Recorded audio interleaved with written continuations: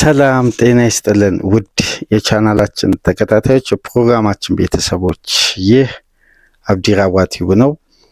ፕሮግራማችን ላይክ በማድረግ እንድትጀምሩ፣ አዲስ ከሆናችሁ ሰብስክራይብ በማድረግ ቤተሰብ እንድትሆኑ ለዚህ የእግር ኳስ ቻናል እንዲሁም ይህንን ፕሮግራም ከሀገር ውጭ የምታደምጡ በሱፐር ስቲከር፣ በሱፐር ቻት፣ በሱፐር ታንክስ ድጋፋችሁን ለቻናላችን እንድታበረክቱ በአክብሮት እየጋበዝን እስቲ አሁን በሶስተኛው ክፍል ፕሮግራማችን ደግሞ ወደ ስታንፎርድ ብሪጅ ተጉዘን ስለ ባለብዙ ተሰጥኦ ትልቅ ተስፋ ስለተጣለበት የቼልሲ የብራዚል ብሔራዊ ቡድን እንዲሁም ለተመልካቹ ለእግር ኳስ ቤተሰብ የወደፊት ተስፋ ለሆነው ስለ ብራዚላዊው ቴክኒሻን የክንፍ ተጫዋች ለሆነው በተለምዶ ወይም በብዛት ወደ ቼልሲ ከመምጣቱ በፊት በብራዚል ሊግ እያለ ደግሞ በክሬቲቪቲ የ10 ቁጥር ቦታ ሲጫወት የምናውቀው ወጣቱ የ18 ዓመት ተጫዋች ስለ ኢስቲቫኦ ዊሊያም እስቲ የተወሰኑ ጉዳዮችን እንወያይ ለመነሻነት። ስለዚህ ተጫዋች ብዙ የምናወራበት የውድድር ዓመት፣ ብዙ የምንነጋገርበት፣ ብዙ የምንላቸው ነገሮች ይኖራሉ። ይሄ ተጫዋች ከሚያሳየው ፈጣን እድገት ከሚፈጥረው ልዩነት አንጻር በውድድር ዓመቱ በርካታ ጊዜ ኢስቲቫኦ ማለታችን አይቀርም። የግራኝ እግር ምታተኛ ብቃት እንዳለው፣ ይሄ ብቃቱ ያለ ጉዳት ያለ ጫና ያለ ፕሪሚየር ሊጉ ይሄ የነታርኮስኪ አይነት ታክሎች ካላገኙት ኢስቲቫኦ በፕሪሚየር ሊጉ በቅርብ ዓመት ውስጥ ልዩነት የሚፈጥር ከወንበራችን ከፍ እያለን የምናጨበጭብለት ወጣት ቴክኒሻል ተጫዋቹ ማሳየት የጀመረ ብራዚላዊ ነው። እስቲ ስለዚህ ተጫዋች አንዳንድ ነጥቦችን እናንሳ። ኤንዞ ማሬስካ ተጫዋቹን መጠቀም ይፈልጋሉ፣ ግን ሪስክ ለመውሰድ ይፈራሉ። ምክንያቱም የፕሪሚየር ሊጉ ቻርጅ አለ፣ አስፈሪ ቻርጅ አለ። ይሄን ወጣት ደቃቃ ቴክኒሻል ተጫዋች ለረጅም ሳምንታት ከሜዳ የሚያርቅ ቻርጅ አለ ፕሪሚየር ሊግ ውስጥ።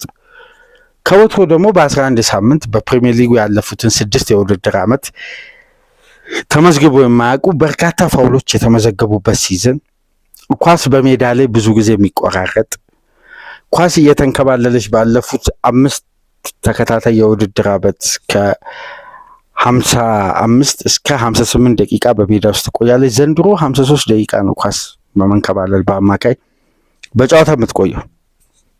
ይሄ ሁሉ የጨዋታውን አግሬሲቭ መሆን፣ ዳኞች በተከታታይ ጨዋታዎችን እንደሚያስቆሙ ዱላ የበዛበት ሲዝን ሆኗል። በዛም አይደንቲቲ የተገነቡ ክለቦችም በዝተዋል።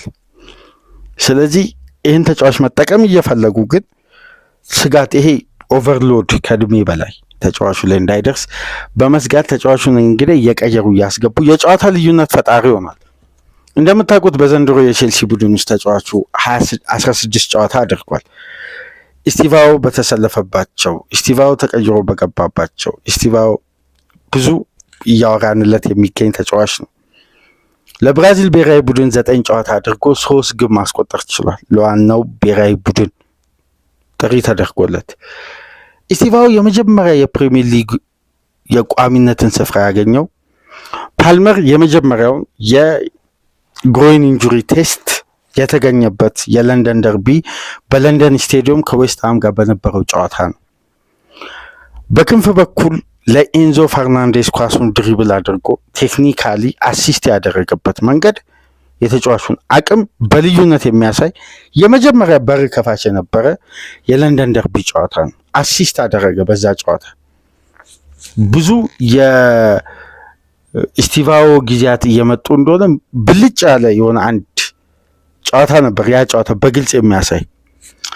ከዛም በኋላ የተጫዋች የመጀመሪያ ፕሪሚየር ሊግ ግቡን ማስቆጠር የቻለው ደግሞ ከሻምፒዮናው ሊቨርፑል ጋር የማሸነፊያ ግብ ያውም ባለቀ ሰዓት የጨዋታው የመጨረሻ እንቅስቃሴ 95ኛ ደቂቃ ላይ ተቀይሮ ገብቶ ጨዋታው ላይ ልዩነት ፈጥሮ ከኩክሬያ ማይነስ የተደረገውን ኳስ በማስቆጠር ቼልሲ ከሻምፒዮናው ሊቨርፑል ጣፋጭ 3 ነጥብ ሲያገኝ ግብ በሱ ተቆጠረች። ታስታውሳላችሁ ኤንዞ ማሬስካ ደጋፊ ውስጥ የሄዱበት የኢስቲቫኦ ግብ ደጋፊውና አሰልጣኙን የሚያስታርቀሽ ግብ ነበረች። ኤንዞ ማሬስካ ያን ስፕሪት ቼልሲ ቤት በዚህ አጋጣሚ ያገኙ። ያውም ከ5 ጨዋታ 4 ነጥብ በጣሉበት፣ ከ5ቱ በ4ቱ ጨዋታ በቀይ ካርድ ተጫዋቾች በወጡባቸው ጨዋታዎች ቼልሲ ላይ ከፍተኛ ጫና ሚዲያው በጀመረበት ወቅት ኢስቲቫኦ ፈውስ የሆነ 3 ነጥብ በዛ 95ኛ ደቂቃ ሻምፒዮናው ሊቨርፑል አስቆጥሮ ለቼልሲ 3 ነጥብ ለራሱ የመጀመሪያ የፕሪሚየር ሊግ ግብ ያስቆጠረበት ጨዋታ ነበር። ከዛም በኋላ እንግዲህ በካራቦ ካፕ በራስ መተማመኑ፣ የድሪብል ስኪሉ፣ ነፃነቱን እዛ ኤሪያ ላይ ሲጫወት ስለሚፈጥረው ልዩነት ከወልቭስ ጋር በነበረው የካራቦ ካፕ በሞሎኒው ስቴዲየም ያ አስደናቂ አጨራረሱ ተመልክታችኋል። እንግዲህ ቼልሲ 4-3 ባሸነፈበት ጨዋታ በግራ እግሩ ግብ ጠባቂውን ጭምር እንዴት አድርጎ እንዳስቆጠረ ተመልክታችኋል። ተጫዋቹ ከዛም በኋላ በዩኤፋ ሻምፒየንስ ሊግ ደግሞ 2 ግብ አስቆጥሯል በ2 ቋሚ በሆነበት ጨዋታ። ስለዚህ ይህ ተጫዋች በ18 ዓመቱ አሁን በፕሪሚየር ሊጉ በአጠቃላይ በሁሉም ውድድር 16 ጨዋታ አድርጓል። ነገር ግን በተሰለፈባቸው ጨዋታዎች ውስጥ የሚያደርገው ተሳትፎና ለቼልሲ ደጋፊዎች የሚሰጠው ተስፋ ግን የተለየ ሆኗል። እነዚህን ጉዳዮች እስቲ ስፔሻል የሆኑ ቁጥራዊ መረጃዎችን እንመልከት። 4 የፕሪሚየር ሊግ ጨዋታ በቋሚነት ጀምሮ 6ቱን በተቀያሪነት የጀመረው ይሄ ደቃቃ ተጫዋች የሚያስደንቅ ብቃት አለው። የሳውዝ አሜሪካ ተጫዋች እንግዲህ አንድን ተጫዋች በ4 ቋሚ በሆነ ጨዋታ ከመዘንን የ18 ዓመት ተጫዋች አንዳንዴ ቁጥሮች እውነታን ይገልጻሉ ሲባል እንሰማለን። ግን ይሄ እውነታ ደግሞ ለማመን የሚከብድ ነው። 4 ጨዋታ በቋሚነት ከጀመሩ ተጫዋቾች እና በቦታው ከሚጫወቱ ተጫዋቾች እና ሞር ከሱ ጋር ተቀራራቢ ከሆኑ ባህሪ ጋር ሲነጻጸር በፕሪሚየር ሊጉ 4 ጨዋታ በመጀመር በአታኪንግ ስታት ማን ነው የሚመራው በሚለው ስንመለከት እንግዲህ በ4ቱ ጨዋታ ቋሚ ሆኖ በአማካይ በ90 ጨዋታ በ90 ደቂቃ ኤክስፔክትድ አሲስት በማድረግ በሊጉ አንደኛ ነው። እሱ ቋሚ በሆነባቸው 4 ጨዋታዎች ከመዘን ጋርናቾ አለ። ከሱ በመቀጠል ከሱ በሶስተኛ ደረጃ ላይ ኦዲጋርድ ተቀምጧል። 0.47 የ18 ዓመት ተጫዋች ያውን በፕሪሚየር ሊግ 4 ጨዋታ ቋሚ በሆነበት በአማካይ በ90 ደቂቃ ኤክስፔክትድ አሲስቱን ከተመለከት ቢግ ቻንስ ክሬት በማድረግ የመጨረሻ ያለቀለትን ቻንስ በ4ቱ ጨዋታ ቋሚ በሆነበት ጋርናቾ 2.04 ይሄ በ4 ጨዋታ ብቻ ሳይሆን በዘንድሮ ሲዝን በሙሉ ጋርናቾ 350 ደቂቃ ነው የተጫወተው። እንደሱ ግን ኤክስፔክትድ አሲስት እና ኤክስፔክትድ ቢግ ቻንስ ላይ ተሳትፎ በማድረግ የጋርናቾ አይነት ፈጣን ስታት እያስመዘገበ ያለ ተጫዋች የለም በሊጉ። ኢስቲቫኦ ሁለተኛ ላይ የሚገኘው 0.79 ኤክስፔክትድ አሲስት። ይሄ ማለት የፕሪሚየር ሊግ ኤክስፒሪየንስ የሌለው ለ20 ዓመት ተጫዋች ነው ይሄን ስታት እያነሳ የምንገኘው። ይሄ በጣም ከባድ ነው። ሶስተኛ ደረጃ ላይ የሚገኘው ሶስተኛ ሲዝኑን እያሳለፈ የሚገኘው ጀረሚ ዶኩ 0.72 የዶኩን ኤክስፒሪየንስ ዶኩ ከማን ጋር የሰለጠነ እንደቆየ ከተመለከትና ይሄ ብራዚላዊ ተጫዋች የግል ጥረቱንና የአሰልጣኙን እገዛ ነው እዚህ ጋር የምንመለከተው። እሺ በእነዚህ 4 ጨዋታዎች እሱ ቋሚ በሆነበት ሌሎች ቁጥሮችስ ምን ይገልጻሉ? በተጋጣሚ የመጫወቻ ቦክስ ኳሶችን በመንካት አንደኛ ለሚገኘው አሁንም ኢስቲቫኦ ነው። በአማካይ በ90 ደቂቃ 10.21 ኳሶችን ይነካል። ከሱ በመቀጠል የአርሴናሉ ኖኒ ማዱዌኬ ነው 10 ኳስ። ሶስተኛ ለሚገኘው አሁንም ጀረሚ ዶኩ ነው። በደም እዚህ ጋር ደግሞ መመልከት ያለብን ዶኩ በዘንድሮ የውድድር ዓመት ከኢስቲቫኦ ጋር ሲነጻጸር በ49.8 በመቶ ጨዋታዎች ላይ ቋሚ የመሆን ሪካርድ አለው። 9.25 ኳስ ዶኩ ይነካል። በዚህ ደግሞ በሚነኳቸው ኳሶች በድሪብል ደግሞ በቀጥታ ወደ ፋይናል ሰርድ በመግባትና አደጋ በመፍጠር ዶኩ 4.91 በሊጉም የሚመራው እሱ ነው። ሁለተኛ ደረጃ ላይ የሚገኘው ኢስቲቫኦ ነው 4.31 አራተኛ ላይ የሚገኘው ደግሞ መሐመድ ቅዱስ ነው 3.49። ይሄ እኮ የ18 ዓመት ተጫዋች ነው እያወራን ያለ ነው በሊጉ ኤክስፒሪየንስ ካላቸው ተጫዋቾች ጋር። ይሄ ከባድ ነው። እስቲ ከቡድን ጓደኞቹ ጋር የስቲቫው ቁጥር ሲነጻጸር እስቲ እንመልከት። በአጠቃላይ ያደረገው ድሪብል 9.26 ነው። ይሄ ማለት በቼልሲ ቡድን ውስጥ አንደኛ ነው። ድሪብሎችን በማሳካት ደግሞ 5.71 ድሪብል በማሳካት ከቼልሲ ስብስብ ውስጥ ከሚገኙ ተጫዋቾች ከሁሉም በመብለጥ አንደኛ ነው። በኤክስፔክትድ አሲስት ከተጫወተበት ደቂቃ ካደረገው አስተዋጽኦ አንጻር 0.47 በአማካይ በማድረግ ከቼልሲ ስብስብ አሁንም ስቲቫው አንደኛ ነው። ቻንስ ክሬት በማድረግ ቢግ ቻንስ አይደለም፣ ቻንስ ክሬት በማድረግ 1.89 ቻንሶችን በየ90 ደቂቃው ክሬት ያደርጋል። በዚህም አንደኛ ነው። ክፍት ከሆነ እንቅስቃሴ ደግሞ በቀጥታ ወደ ትላልቅ እድሎች በመቀየር ደግሞ 1.85 በተመሳሳይ በዚህም በስብስብ ውስጥ አንደኛ ነው።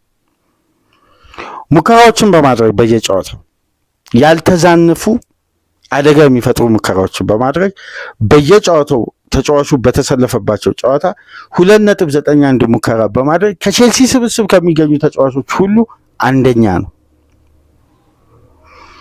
የተሳኩ ክፍት የሆኑ እንቅስቃሴዎችን ወደ ማጥቃት ቀይሮ ክሮስ በማድረግ ደግሞ በየጨዋታው 0.89 ክሮሶችን በተሳካ ሁኔታ በማድረግ ከቼልሲ ስብስብ ከሚገኙ ተጫዋቾች በዚህም ቁጥር ስቲቫው አንደኛ ነው።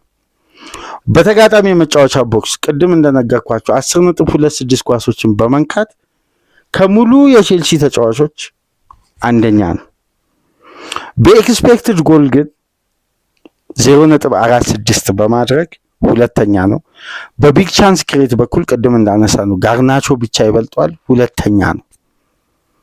ስቲቫው ግን የ18 ዓመት ተጫዋች የፕሪሚየር ሊግ ኤክስፒሪየንስ የሌለው በቦታው ላይ ኤክስፒሪየንስ ያላቸውም ሆኑ በእድሜም በብዙ ነገር ከተጫዋቹ በብስለትም በብዙ የተሻሉ ተጫዋቾች እያሉ ግን ተጫዋቹ 4 ጨዋታ ቋሚ ሆኖ 6 ተቀይሮ በገባባቸው ጨዋታዎች ነው እነዚህ ስታቶች እየተመዘገቡ ያሉት። ይህን ተጫዋች ታዲያ ቼልሲ እድገቱን ከጠበቀ ተጫዋቹን በአግባቡ ከያዘ ቼልሲ ለወደፊት በቦታው ላይ ያለምንም ጥርጥር አንድ ትልቅ ክላስ ያለውን ተጫዋች በስብስቡ እያሳደገ እንደሆነ ይሄ ስታት በበቂ ሁኔታ ይነግረናል። ስለ ስቲቫው ግን ቴክኒሻል ተጫዋች ስንል ከቴክኒክ አቅማቸው ትላልቅ ኳሊቲዎች ከሚመዘኑበት ጉዳዮች መካከል አንደኛው ፕሮግሬሲቭ ቦል ኬር ነው። ኳስን ድሪብል እያደረጉ መቆየትና ድሪብል እያደረጉ እየሸነሸኑ የተጋጣሚን ተጫዋች ማለፍ ያን ኳስ ጠብቆ መቆየት ነው።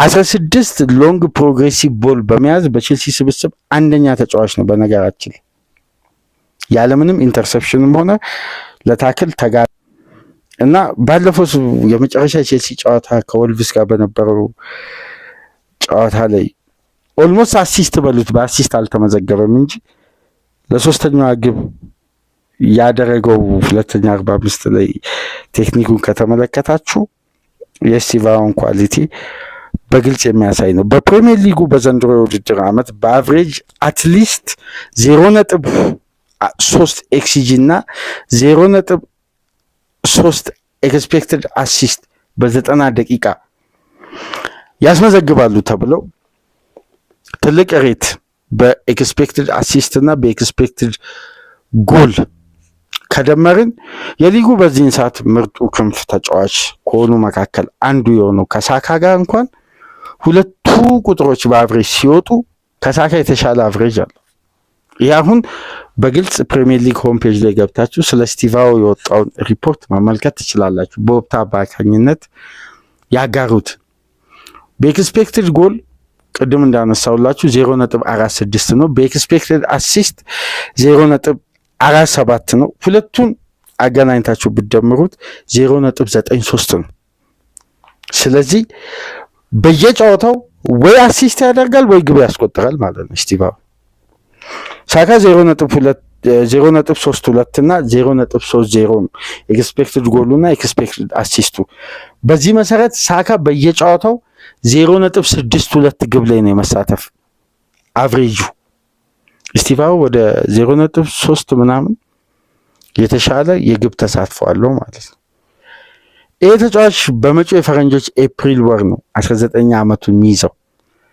እስከዛ ድረስ ግን እዛ በዌስት ለንደን ብዙ እየተነገረለት፣ ብዙ እየተባለለት፣ ብዙ እየተነገረ፣ ብዙ እያወራንበት የዚህ ተጫዋች እድገት ለሁሉም የእግር ኳስ ቤተሰብ አዝናኝ የሆነ ማራኪ የሆነ እንቅስቃሴው ደግሞ ዩኒክ በሆነ የድሪብልና ተቹ እንግዲህ በቼልሲ ቤት የክሊርሌይ ካፒታልና የቶዲ ቦይሊ ፕሮጀክት ውስጥ አንዱ ግንባር ቀደም ወደፊት ፈርቀዳጅ የሚሆን ወጣት ተጫዋች እንደሚሆን ከወዲሁ እያሳየ ነው።